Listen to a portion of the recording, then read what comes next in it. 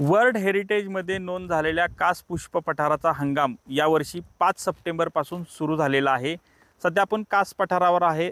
आपण पाहू शकता की विविध प्रजातीच्या फुलांचा बहर जो आहे तो सध्या कास पठारावर पाहायला मिळतोय। सध्या आपण जो बहर पाहतोय तो चवर या जातीचं फूल आहे आणि आपण पाहू शकता की मोठ्या प्रमाणात या ठिकाणी चवर जातीचं फूल जे आहे ते या ठिकाणी पाहायला मिळतंय। याबरोबरच निलिमा, दीपकांडी, सोनकी, तेरडा, आबोली अशा विविध प्रजातीच्या फुलांचं जवळपास 100 ते 150 जाती ज्या आहेत ते या सध्या कास पठारावर पाहायला मिळत आहेत।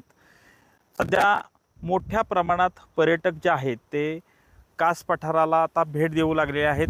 खरं तर यावर्षी मोठ्या प्रमाणात मुसळधार पाऊस झाल्यामुळे हा हंगाम जो फुलांचा होता तो लांबलेला होता। मात्र आता सध्या फुलं येऊ लागली असल्यामुळं प्रशासनानं हा हंगाम सुरू केलेला आहे। साधारणतः पर व्यक्ती 150 रुपये अशी नाममात्र शुल्क जे आहे ते या ठिकाणी कास पुष्प पठार पाहण्यासाठी येणाऱ्या व्यक्तीसाठी ठेवलेलं आहे।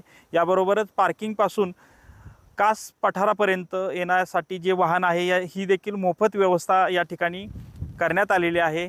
येणाऱ्या विद्यार्थ्यांसाठी देखील नाममात्र शुल्क म्हणून 40 रुपये पर व्यक्ती असा दर जो आहे तो या ठिकाणी ठेवण्यात आलेला आहे। त्यामुळे मोठ्या प्रमाणात या सप्टेंबर महिन्याच्या शेवटी हा फुलांचा बहर जो आहे तो या पुष्प पठारावर पाहायला मिळणार हे नक्कीच। कॅमेरामन तुषार जाधव सह संतोष नालोडे, TV9 मराठी, सातारा।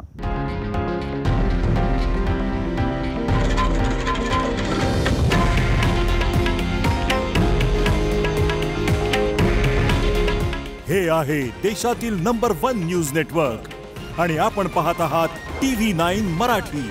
काळजी तुमची, हित महाराष्ट्राचं।